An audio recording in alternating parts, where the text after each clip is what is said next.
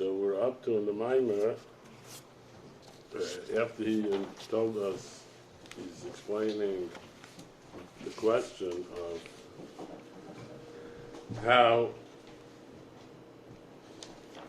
it seems to us that the name Havaya and the name Elikim are not kulachad, even though obviously we believe that the Eibishter is one, and he is the one who operates both through the name Yud-Kei Vav-Kei, the name Havaya and the name Elikim. But as we explained, the Zohar says that actually Havaya and Elikim are kul echad, which means it's not just that one Eibishter operating through two different faculties or two different modes of operation. It's actually, they're all one. So he's explaining, so right now he's asking questions about that it seems to be that clearly they're not all one, they're two different things. So he's highlighting the differences between Havaya and Elikim, and he started with the difference that Havaya is infinite revelation, associated with the attribute of kindness and compassion, infinite compassion, and that the Shem Elikim represents concealment and constriction. And he then started, the Rebbe Rashab then started talking in terms of the language of Kabbalah that uses the language of Eiros and Kalim, and he explained that the Eir is Pashut and unlimited, and the Kalim are actually, their function is to cover up, to conceal, and to limit. He said, but it's true that the function of the Kalim is to reveal, it's not just to limit. So he explains that. And he gave some examples of how the Kalim work to reveal the light as it is in Nefesh Adam, that just like the brain reveals the light of the intellect, and the eye reveals the light of the power of sight, and the heart reveals the emotions. So similarly said above, we use the language of Chachma, of the divine. We use the analogy for divine Chachma of a brain. We use the analogy for divine Chesed, kindness, of a right hand, because the idea is that the way that that it's a vessel that express and reveal Hashem's kindness in the world. Just like a human right hand is used to extend and give to others, so there's this idea that the vessel is the means through which revelation takes place. So he said, so now we're up to where he says, the truth is that they're both true. The function of the vessels is to do both. They reveal the light, and they also conceal and cover up the light. So what does that mean? This that we say that they reveal the light, it means that they reveal the light that is according to the erech, the assessment of, meaning what the capacity of the worlds, that's relative to what the worlds can receive. So it's revealing something, but what it's revealing is only targeted and limited to what the recipient can receive, which is actually what a cup does, right? Any vessel, it's there, right? You use a cup, you want to have a bowl of soup, you need a spoon also, right? Because in order to get, you need a smaller vessel, you need a vessel that will make it suitable and appropriate to use to get what you want, a big bowl of soup, but you're not taking the whole bowl and putting it up in your face, you can take a spoon. So its purpose is to reveal, but it's to reveal that which you can receive, that which the worlds can receive. And that came, that's the spheres of Atzilus, Me'irim, Megalim, Erbelim, Atzilus. So the vessels of the 10 spheres of Atzilus, the light that they reveal, that they shine forth and reveal light in the world of Atzilus. Through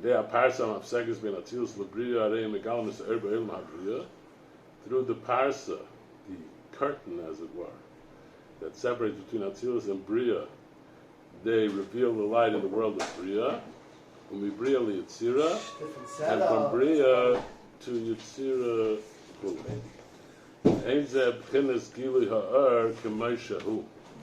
However, this is not the revelation of the light as it is.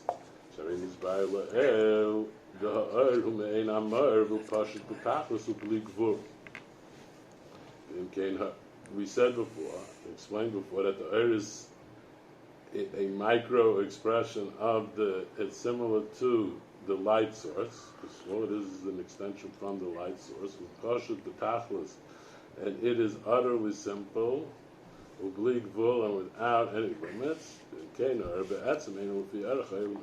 the light inherently, at its essence, in terms of what it is, in and of itself, is not lefi erech. So we explained before that the characteristic of light is that it's not targeted to anybody. It's not communicating anything specific, and it's not communicating to anybody. It's not, the light is just being light. It's just doing its own thing. That's even in terms of light as we know it in this world.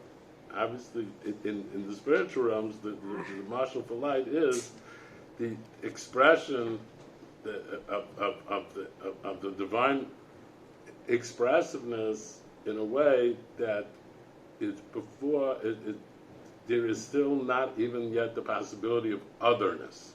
There is no other.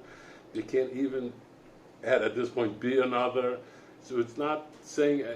So it's just expressing the divine reality, which has no specific attributes, characteristics. There's no specific message, and there's no specific, and it's certainly not targeted to a specific recipient. So what is? So there's not a message that's adjusted and adapted to what you could be able to hear, what you could be able to receive. So it's just saying, I'm here. That's all it does. It just says, this is reality. It proclaims the reality. So the light proclaims the reality of its source, of the light source, the existence of its light source. The light of God proclaims the reality of God. That's it. So that's its purpose. This is reality. This is it. And there is nothing else. And there's no one else. There's nothing else. So if there's no one else, there's nothing else. So when we say that the vessels are revealing light in the world, that once the light is now in the vessels of the 10 spheres of Atzilus, it reveals light in the world of Atzilus. But that means it's revealing light in the world of Atzilus that's relative to what Atzilus can receive. Because the godly reality as it is, there are no individual traits, there are no individual characters, there are no individual attributes, there are no worlds. And then certainly if we go to the lower worlds of Bria, Yetzirah, Asiyah, with a separation between each world in order for the light to be diminished, he'll speak a little more in detail about each of these points later as he develops other points. But just basically what we need to understand, without taking a whole course in Kabbalah, basically what we need to understand is that, just to use a mashal from human life, from our own realities, the way most people, actually probably all people, have a self. Can we agree on that? Everybody has a self? Okay. So everybody has a self. Fine. Now, everybody has a mind. I mean, except in cases with whatever. But for the most part, everybody has a mind, right? Who operates the mind? The self. Okay. Everybody has emotions. Who operates the emotions? The mind. Self. who everybody has drives. Who operates the drives? The self. Everybody has the ability to think, speak, act. Who operates those abilities? The self. Who's the self? Take away the thought, speech, and action. Because there's a self before all that, right? Because there's a self that's operating everything. There's a self that's operating everything. Who's the self? And what is the self about? What are the characteristics and the traits of the self? The self is just yet. It's the self exists without form and without expression. Like the light. It has the capacity to express itself in form and expression, but the self, the nefesh, as it is before it gets invested. Now, it's true that the nefesh has koiches spiritually before it gets invested in the physical body, but even the spiritual koiches, who operates the spiritual koich of intellect? Who operates? There's a self. Wherever you go back to the self, before you have koiches, before you have ability, the self is like light. This is the hanefesh. This is the light of the soul. The soul is not relating to anyone or anything, or the self is just being self. Now the self has an operating system through which, if it wants to express itself in individual ways, now it could dress itself up in a power of intellect, a power of emotions, and so on. So what happens is like this. Everybody actually has four worlds. You thought four worlds is only up there in Kabbalah? No, every human being. Most people don't pay a lot of attention to their different worlds, to their higher worlds, but everybody lives in four worlds. People, actually, the way in Kabbalah it breaks down Atzilus, Bria, Yitzir, and Asiya, it says Atzilus corresponds in general, even though there's 10 faculties, in general to Chachma, and Bria in general to Bina, Yitzir in general to the 6 emotional attributes, emotions and drives, and Asiya to Malchus. So we break it down to wisdom, understanding, emotions, thought, speech, and action. Okay? But everybody has all of those in each person's life.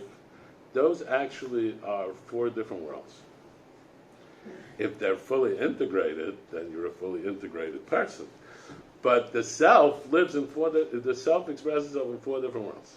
So in the world of wisdom, what is wisdom? Wisdom is, what is Chachma? Chachma is how the mind perceives reality, both as it is and as it should be.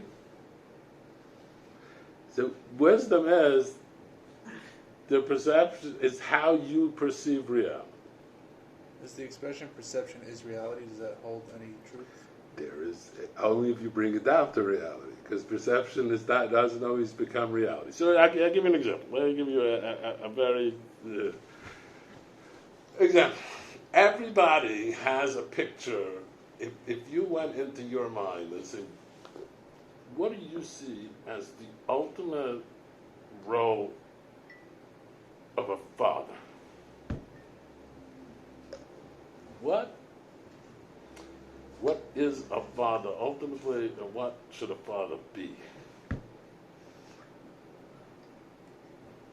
So everybody asks. Now, you can acquire more wisdom and more insight and more, but basically you have some image in your mind of what a father should be. How developed it is depends on how much time you put into considering it, the question. But you have some image in your mind. If you strip away all of the details of what is being a father really all about, then there is a world where you live in a world of understanding. So in that world, there is that image. There's a whole world of how you see the world, the way it is, the way you perceive reality, and the way you perceive that reality should be. in the perfect world, the way I see it, this is the way it should be. This is the way it is. This is the way it should be. Understanding is now if that's the way it should be, what would it take for me to make that happen in my life as a father, right? Or understanding, my relationship with my father or myself as well. How would I take my image and my vision of what a father should be, and what are the things? How would I'd have to develop a whole plan, a whole understanding of so how would that apply in this situation? What about when your authority is being challenged? What about when your love is being rebuffed? What about when how do you bring? How would you? It's all theoretical stuff. It's all you're trying to understand. How would you make that a reality? How would you translate your vision of what the reality should be? And what would it take? What are all the details? How would it all play out as a tremendous amount of details? Because there's mornings, there's while you're at work, there's night times, there's Shabbos, there's the general what your child is exposed to. There's a million details. If your ultimate image of what a father is, how would that? What would be? How would that apply? How would you? You would have to build a whole conceptual plan around how to make that a reality. Now it's very easy. So you literally, but when you're in that world, you're there. You're in that world. In that world, you're there. When you're in this world, the world of making it a conceptual, a reality, you're there. That's a whole world, and you can always go back to that world. At any time, you can just shut everything else out and just go back to that world. And you're there, you're living it, you're experiencing it. And in that world, there's a whole world. It's a whole world. It's a world of with emotions, and it's a world with... it's a complete world. But it's in that context. Now, you could just have that world, and then when it comes to everyday life, it has nothing to do with your everyday life. You could have this great philosophy of parenting and what it means to be a father. Then it has nothing, that would be nice. And then you go out, right? So you would have to bring it down to the actual emotional level, which means that in your emotional experience of being a father, relating to your child, to actually experience that based on your picture of what you ultimately should be as a father, and your understanding of all the details that go into making that a reality.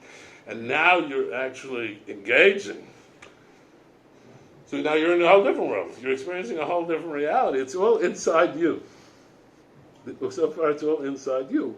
Nothing, you haven't gone out of yourself yet. It's all inside you. It's happening in... And the emotion comes from just being there, well, to actually, now it's the next step is that I want to actually make that happen. I want to take it down to the next level.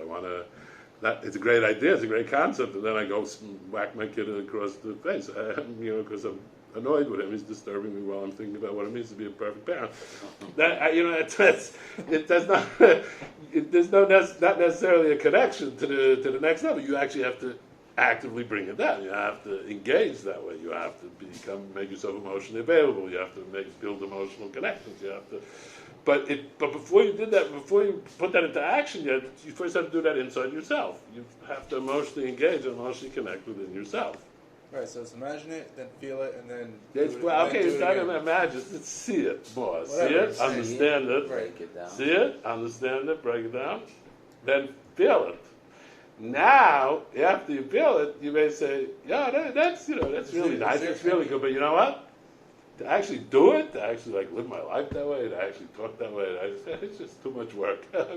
But it was great. It's great to the ideas, the concepts, the feelings. It's great stuff, but it's not, doesn't necessarily come down into everyday life. Because in everyday life, you get caught up with stuff, you get distracted, so you would have to actively, you want to take the same light, right? The same light that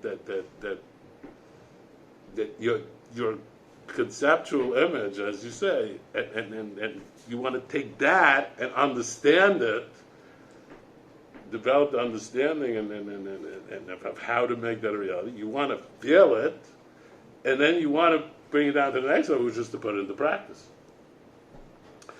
Now, when the light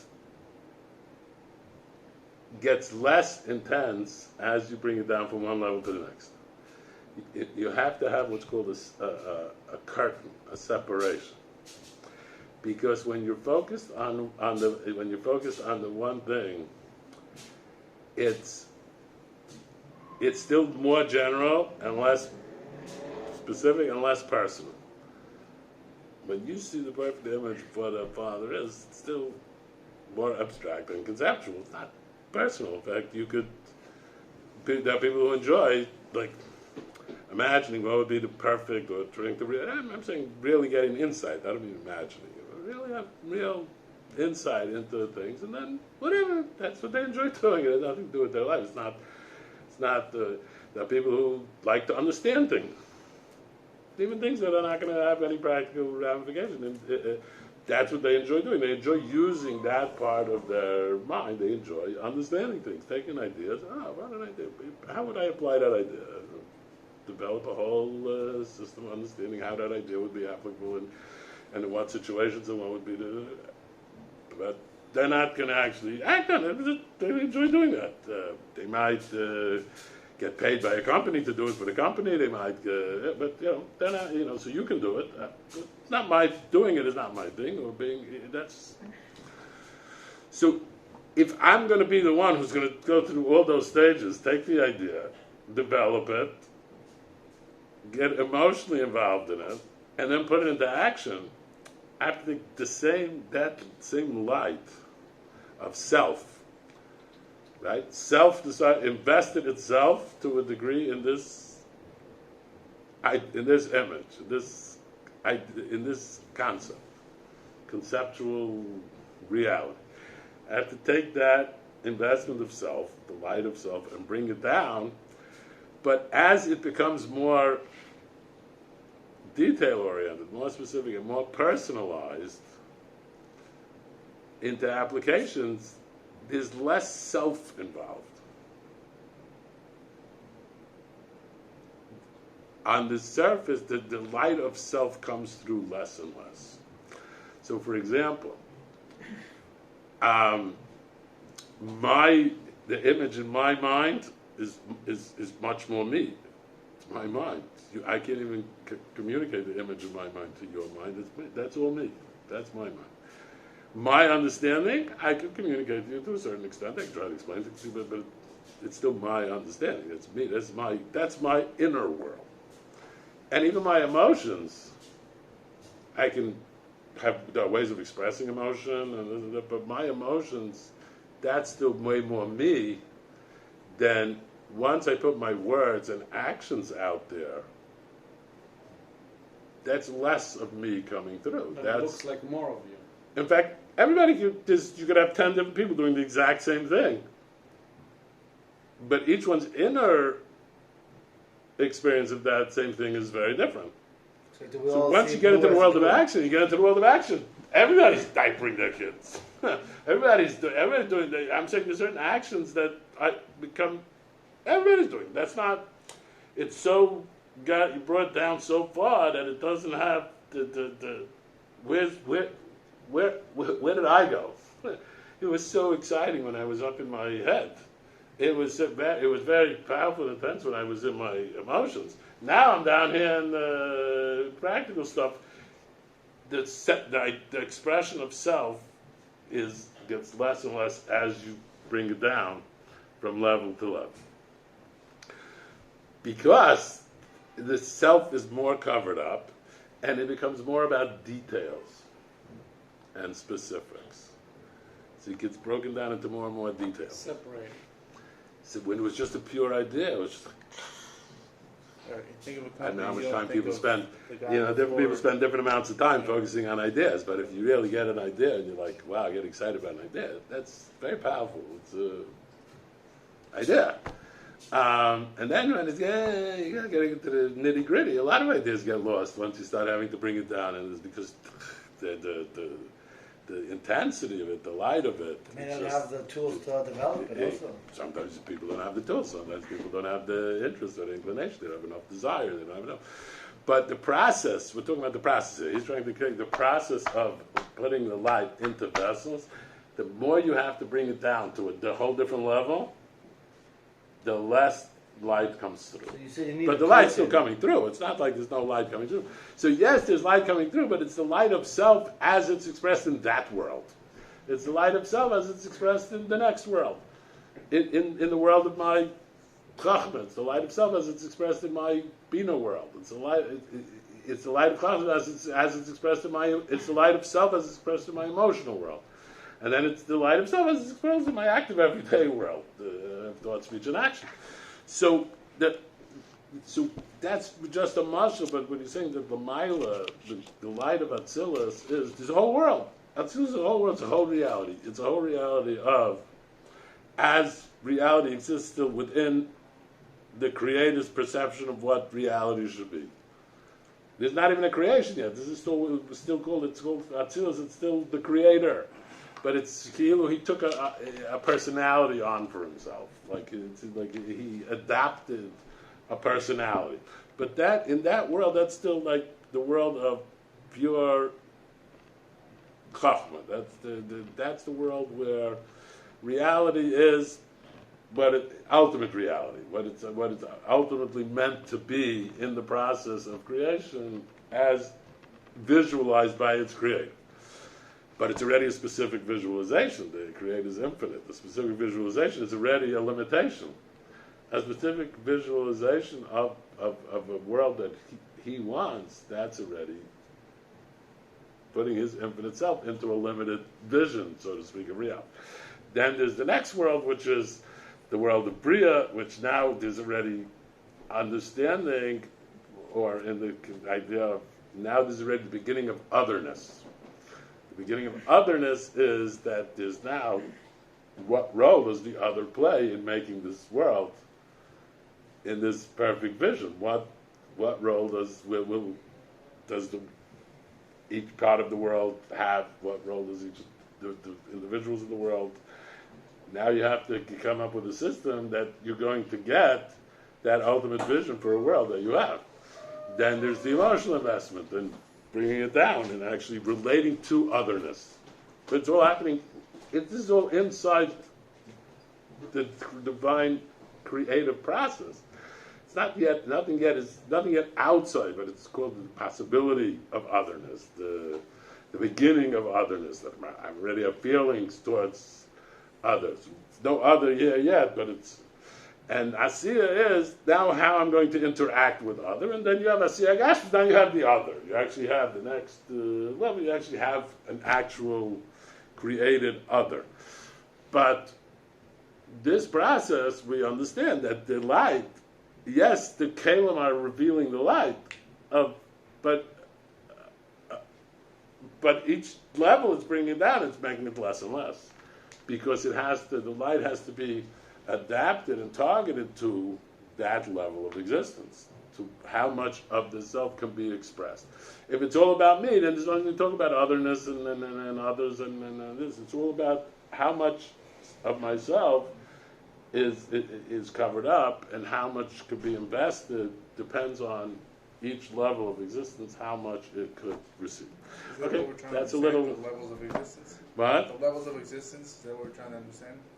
No, he's trying to show you how Kalim, that even though Kalim revealed the light, but the light that they're revealing is not the light as it was before it went into the Kalim. It's only revealing to you, the way he expressed it is that.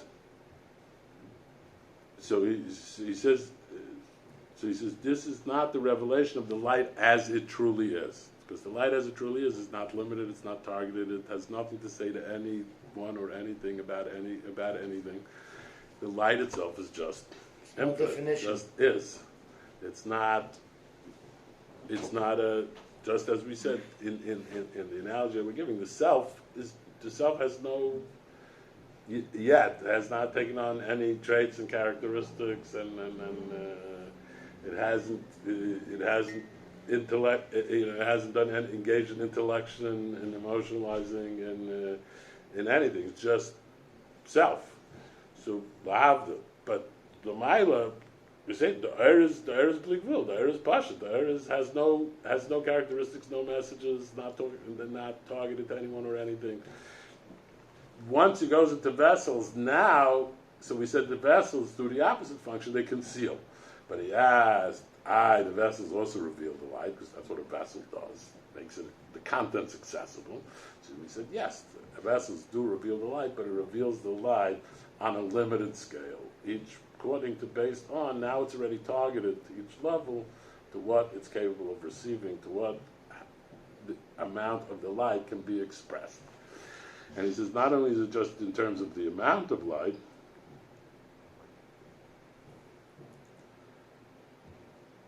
so he says, so the light in and of itself, so you can conclude, the light in and of itself is not l'pi erech ha'elumus. It's not, you can't talk about it in terms of being relative to the worlds, because it's by definition not relative to the worlds. It's infinite, and it's not saying anything to anyone. So it's not, all it says is that all it proclaims is the existence of the infinite one. That's all it does. So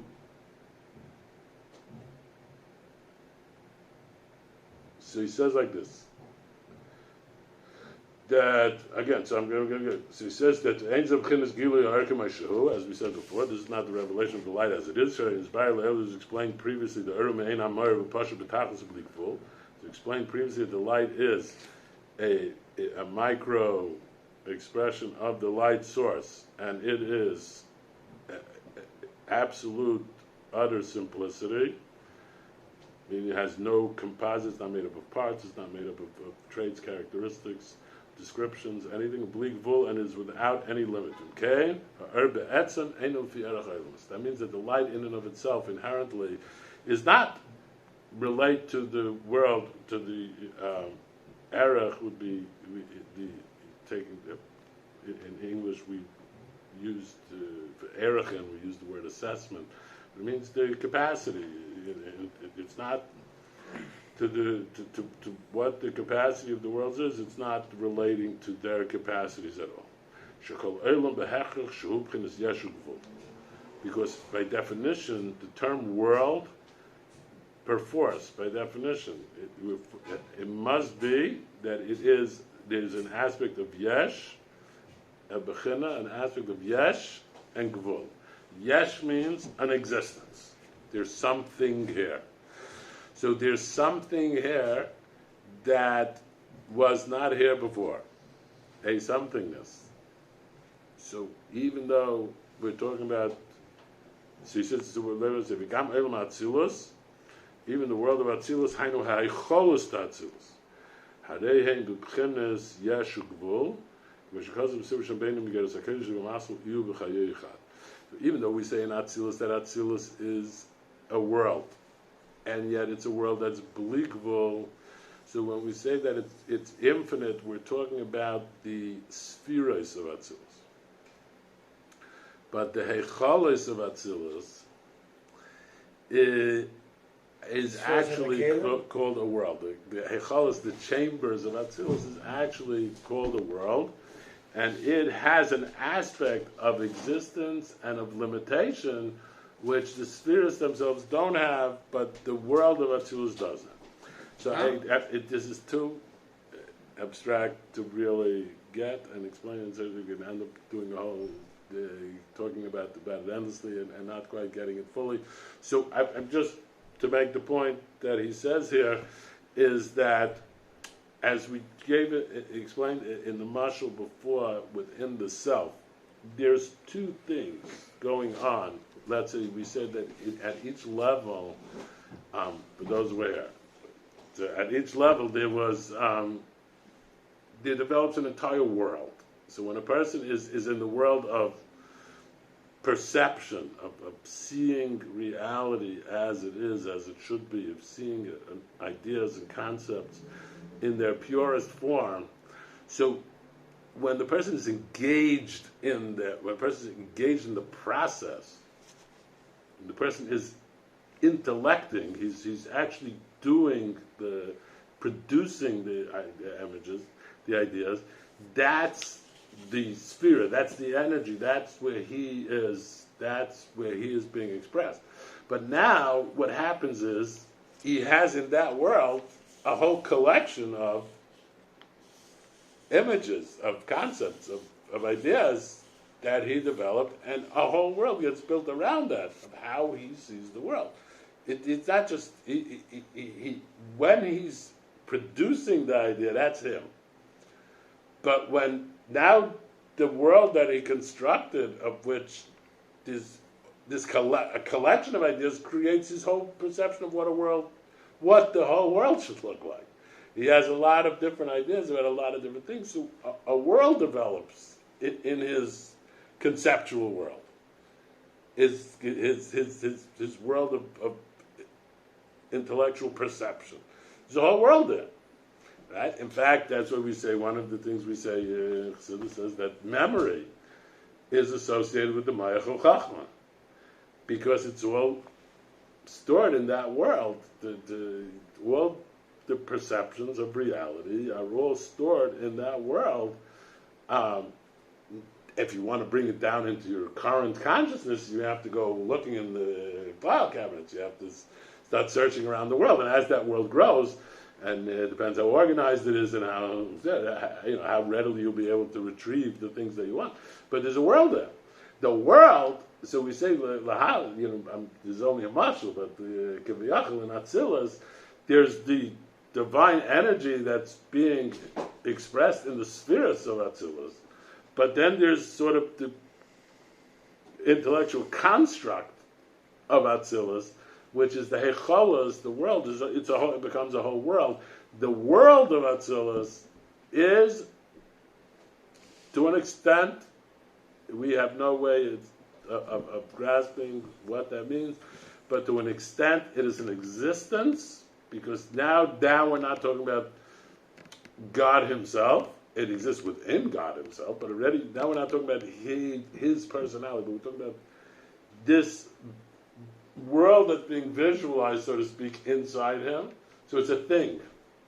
There's a thing there. There's the product of the Chachma. There's a thing there in that thing within, so to speak, the divine wisdom. That thing is already a limited thing. That thing is a thing. Not a thing, but it's a thing. It's not. Again, it's a subtle idea. It's not, I can't spend that much time on it because it's not even that negaya. But it's so that's what it means in to the extent that we could develop that here. That hecholos of Atzilus are already called Yeshugul. He says the Kolshkin Elam Abriya Vayitzira V'Asiya Shehem B'chinas Gvul Chulei. And a Kolshkin, how much more so the worlds of Briya, Yitzira, and Asiya, that's already considered existences that are to an extent experience themselves outside of their divine source to an extent. They are called created worlds already. It's not just worlds of Atzilus where he's emanating, so to speak, his own personality, but it's already, there is some degree of otherness involved. Something is being created here. So certainly there is an aspect of limitation. It has a beginning, it has a middle, it has an end. And gvul, limitations, finitude, and believable infinity, lack of limitations, are incomparable to each other at all, and therefore infinity has nothing to communicate to finite. There's no common language. There's nothing I could say to you. You don't exist on my radar screen, and you're relative to me. You're nothing, and I have nothing to say to you. There's nothing you can hear from me, because infinity is infinity, and infinity only has infinity to say and express and communicate, and finitude has no way of receiving that or getting that. So from both ends, they have nothing to do with each other. They're completely, there's no relativity between them. That means the light in and of itself, inherently, the light which we started with, which is infinite light, is in and of itself has no relativity to the worlds. So in Kemoven, so if so, that's understood, the Mashakelim Galam Erba is Ainz of Chinas Etzema that the vessels reveal the light in the worlds, this is not the essence of the light. That is only an external glimmer from that original light. It's not, what it's revealing is not the light itself in its full intensity, because it can't. Nothing can contain it, and nothing can receive it, and nothing can... so, by definition, what it's doing is, it's only revealing and expressing an external glimmer from that light, a glow from the light itself. It's not the light itself, it's an external glow from the light. So again, in the analogy that we used of the self, the full force of the nefesh, as it is the era nefesh has doesn't take on specific forms, it doesn't take on specific functions, faculties. And it's not expressed fully by any of its functions or faculties. What you're only getting is a little bit. When you say how much of yourself is in, how much are you invested in tying your shoes? How much of you is really coming through when you're tying your shoe? Who's doing it? You. But how much of you is coming through when you're tying your shoe? We all understand that. Not like that invested. What does it mean? You're not that invested. Who else is doing it? Where else are you? What else are you doing? You're doing this. This is what you're doing. Where else are you? Yeah, the answer is, but that's the truth. We understand there's so much more to me, and whatever's coming through and tying my shoes is just a superficial external expression of who I am and what myself is. So you're going to tell me that watching me tie my shoe is going to tell you anything about who I am?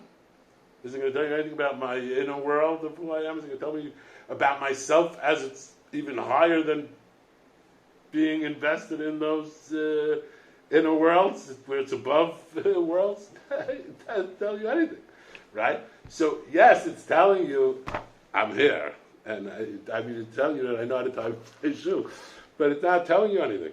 So I'm being expressed, but what's coming through is so not relative to who I really am and what I really am that it's not representative. So I'm fully covered up, even though I'm expressing something about myself. But I myself is fully not visible here, even though there's some expression of it is happening, and yet almost all of it is not being seen. Because of the lack of the Kalim's receptors. And because of the lack of relativity between the Ira and the Kalim. Your Dvarim Seichel was not registering to the cat, even though he's right next to you and you're expressing it. Well, it has nothing to do with him. It has nothing to do with me. I'm not. There's no relationship. There's no relativity between the two things, even though there is some connection. With the cat, I have zero connection. Here, we're talking about this is me, and I want to do this, and I want to express myself in this way, but that doesn't tell you I'm not putting my whole self into that, because that I can't. I have a reason why I want to express myself in this limited way. But whatever it is, it's only a very limited expression of myself. It's not, it doesn't express the self as it is onto itself. Saying that even though the action, the poil, is expressing the perception that you had from the beginning. Right. Even when it's an action that's connected all the way, even when if it's an action that's connected all the way up through all the steps. Right? That's right. Well, you went through all the worlds, and it came through your heart. Even though the Eibishter wants all the way down here, that's still only. That's the action. What does it tell you about the whole process, everything that came before it? Very little is coming through, and in fact, the nature of the world is that it even covers up what does come through is covered up. But yeah, how much is actually expressed in that action is, even if you have the whole story behind it, forget about just doing something mindless like dying your shoe, but Even though the doing whole story something was where, for this where action. I invested a lot of this whole thought process in the mashal we gave for being a parent, and now what am I doing? I'm rocking my baby, so and I'm fully All inspired. I'm fully invested in this journey of being the parent that Someone who the didn't do ultimate it, parent. but still rock his No, kid. no, no, right, but you still have to. So how much is Doesn't that mean. coming through? How much is that coming through and doing that simple action? And how much is the baby getting it? Not at all. And yet, on some level they do get it actually. When they know, they sense when you're emotionally connected. They actually do. But fine. So it comes out. But the essence of the light is actually in a state of concealment within the vessels, because they cover it up. In order to allow this limited light to come through, they have to cover up the light, the etzem, or the light as is itself, in order for this external ha'ara to come through. And not only that, it's not just they happen to do both things. But it's actually through that.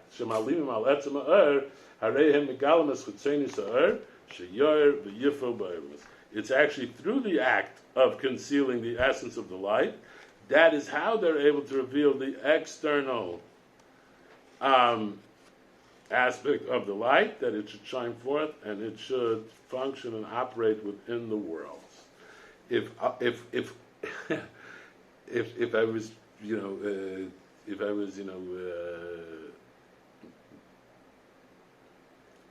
soothing my baby and all of everything that I had, all the feelings and everything was trying to come through, I would not be able to be doing that simple action, that simple gesture, because Overwhelmed. Also, it'd be way too intense. not only, I think it's also because I it's have about to- you, I it's have not to- about the baby. Right, I have to. The halama, Right. yourself, is what gives place to it. That's exactly right. It's what gives space for the other. So I have to actually Be all sort about of you. pull myself, less self coming through is a key ingredient in order to be able to give place for the other. So you have to know that.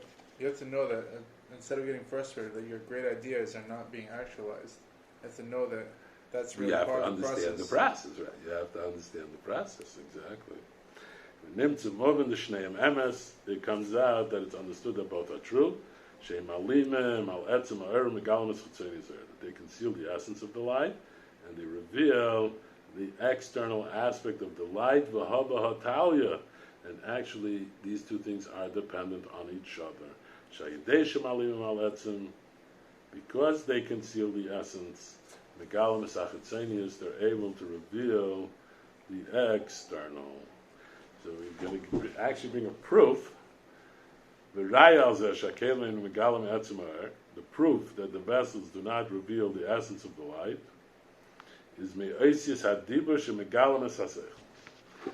going to bring you a proof from the letters of speech that reveal the seichel.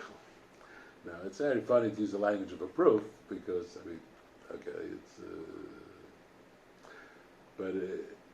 I guess because in Kabbalah it refers to the relationship between the Sphira of Chachma and the Sphira of Malchus as the revelation between Seichel and Dibur and speech. So he's going to prove to you from the relationship between the relationship between intellect and speech that actually the vessels do not reveal the essence of the light. She says that so the proof is going to be from Isis Hadiba Shemagal Seichel, from the letters of speech that reveal the intellect.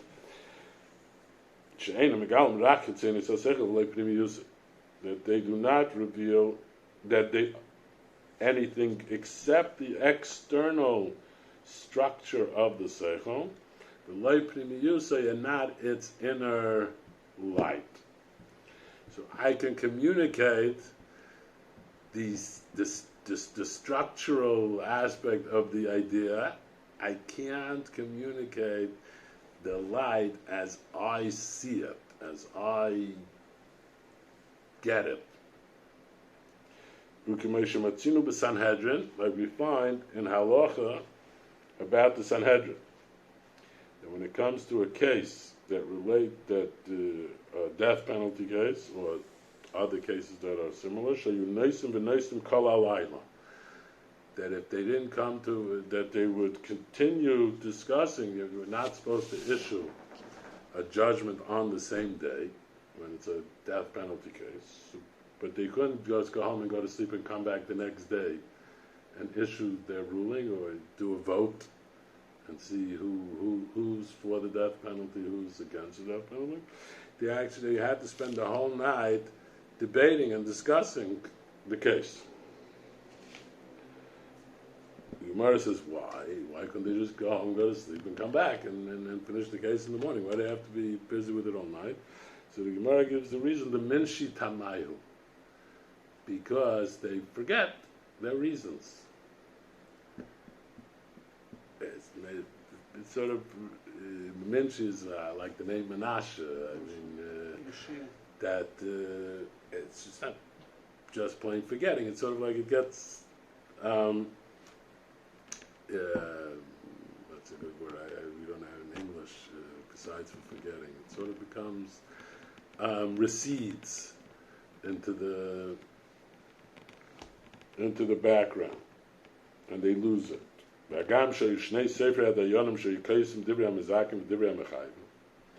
question is that there were two scribes. There were two secretaries. Right. What it is? Transcribe. Yeah, there were two. There's a word for them actually. Typers, Legal. Stenographers. Stenographers, something. There's actually. Court. Court reporters. Right. There's two court reporters whose job is to write down the reasoning of those who rule that he's innocent and those who rule that he's guilty. Okay, so they have really forgot. They could check what the. So what's the problem? They forgot. They could check. It's all down. It's all written down. It was all put into words. They said it. It was written down. What's the problem? Pirush Rashi explains the Tavna de Liboy loy kasvi inchi. Right. What? So everybody says Tavna. It's probably Tavana, which means that Bina. the word Tav. Not Tovana, like Bina, like. No. It's actually no. It's the Aramaic. The word Tav means like an impression, a mark. Tavana de Liboy, the marks, the impressions of the heart. Like kasvi inchi, you can't get it down on paper. You can't. They wrote what you said, but they didn't write. Right. What's how I saw it, how I understood it, how I can put it into words, but I can't put into I can't give you the panemius. I can only give you the chitzonius. So he says, so you see, you can make in Yovan. I'm sorry, that the true pneumius of what they had in mind, of their intent, they cannot reveal in words and letters. Only the external element is possible for them to reveal. So we can make in Yuvin. So similarly, we understood by Kelim L'mayla Sheina Megalim Daka Chitzenis, that the Kelim up above do not reveal anything more than the Chitzenis, only the Chitzenis. And the inner aspect and the essence of the light is actually concealed within them. So he says he's going to give us also another explanation to understand this better. But Yuvan Zeh, V'keres HaNefesh HaMislavish Be'ivore Aguf, V'ker HaSeichel B'mayach, Shebereish L'Haskil, V'ker Hariyim B'ayin Liris, which we brought up earlier, as we understood from the Keres HaNefesh, that are enclosed in the limbs and organs of the body, like the power of intellect in the brain to conceive ideas, and the power of sight in the eye to see. There was, again, as we mentioned previously, there was a power of intellect in the nefesh before it was enclosed, dressed up in the brain. And there was a power of sight before it was enclosed in the eye. And they're on a much higher, not just a higher level, it's a whole different higher type of intellection, a whole different higher type of visualizing, of seeing, than more than it is as they're dressed up in the limbs and organs.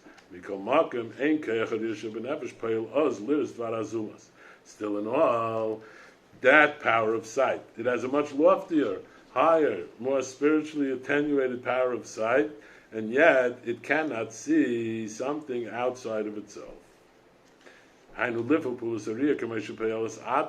Cannot, the spiritual power of sight that's in the soul, without an eyeball, cannot accomplish the act of seeing like it accomplishes now that it has an eye. Same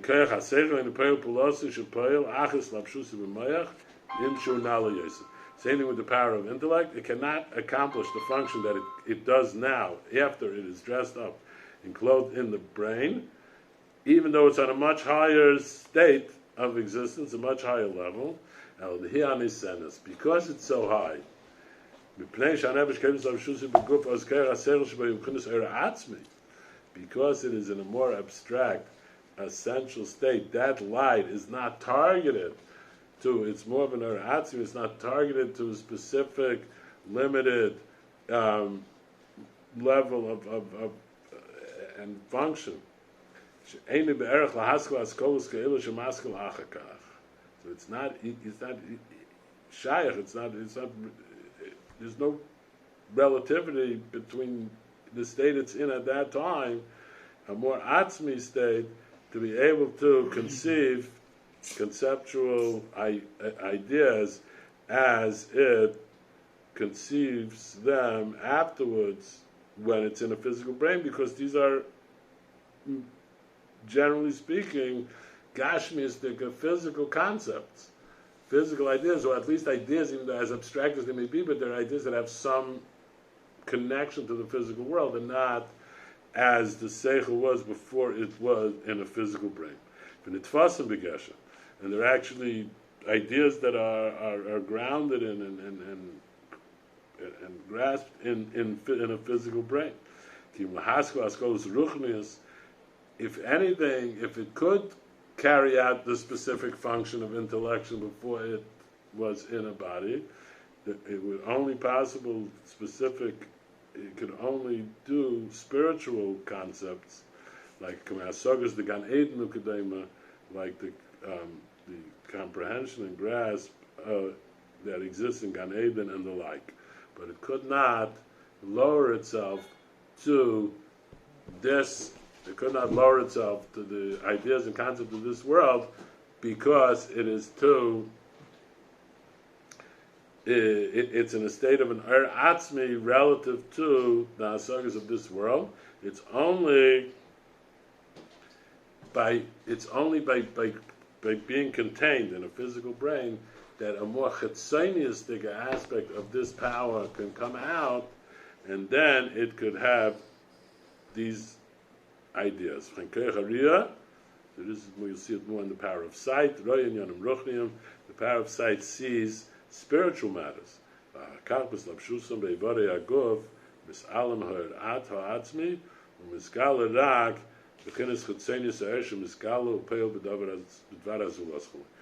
Now is revealed only the chitzonius of the light. The chitzonius of the light, that is revealed and acts upon something which is other. Because now it can relate to the other, because it is, when it's just me being me and seeing reality as I see reality, experiencing reality, that power of intellect, that power of sight, as it is in the nefesh, is operating a whole different reality. In order to be able to operate on a physical plane of reality and see the otherness of the physicality and relate to physicality and sort of have space in its conceptual reality and its power of sight for the physical reality, it has to be invested in physical vessels, but it also has to be less of its light coming through to allow the ability to see the other on the and interact with the other on the physical plane. Zeu klal gadol, which we're not going to get into because we have to end right now. Zeu klal gadol. This is a great rule. Shekol gili ha'etzem uhelam legabe azulas. Every revelation of the essence of the pure self, of whatever the self is, the pure self, uhelam legabe azulas, is concealment relative to the other, the helam atzmi, and it's the concealment of essential self, who gilu legabe azulas. That is what can be revealed. That's what's considered revelation relative to the other person. So that when somebody says to you, "I feel like you don't really see me," the answer is right. The only way I could see you is because I don't really see you. If I really saw you, then I wouldn't see you anymore. I would just see the parts of you that you want me to see. But that's not what they mean. They mean that you're not. They mean that you're not right. You're not giving me. You're not giving me your full attention. You're not seeing. You're sort of using me as a way to as a means to express yourself. So we're officially interacting, but you're not seeing me. But the truth is, in order for us to have an interaction, in order for us to, each one of us, to create space for the other, there has to be some withholding of self to make room for the other, and that's how the other can actually see me, and I can see them. In other words, when it's your turn to receive, you have to, how do you become the keli when you need to be the keli? I'm not sure. How do you, like as a keli, right? It diminishes. You said it kind of diminishes the light as it comes through it. So how do you do that? How do you conceal yourself in order to see more of the other? No, if the keli's job is to diminish the light, right? If somebody else, let's say when you're talking, Right. and I'm trying to listen, so I'm the keli and you're talking. Okay. So what's my role? Well, actually, that's a different type. That's a different type of keli. The keli that's on the recipient. The recipient is a different concept. He's actually going to talk about it a little bit later. The recipient is different than that's just pure being a recipient. It's not about passing something along. Right now, we're just talking. Being a pure recipient is a different energy. It's a different relationship. But that's here we're talking about Eretz and Kalim in the context of how Kalim serve to pass it along. They're tools. So we're using Kalim in terms of tools rather than in terms of a recipient. But So he will talk about how do you have because Gilei he's going to get into great detail about using the analogy of a mashpia and a makabel, of a rebbe and a talmud. So we'll see some ideas about how that relates to being a recipient. We'll actually see that further on. Actually, How do you have Gilei Ha'etzem? What's that? I said, how do you have a Gilei Ha'etzem? Seemingly,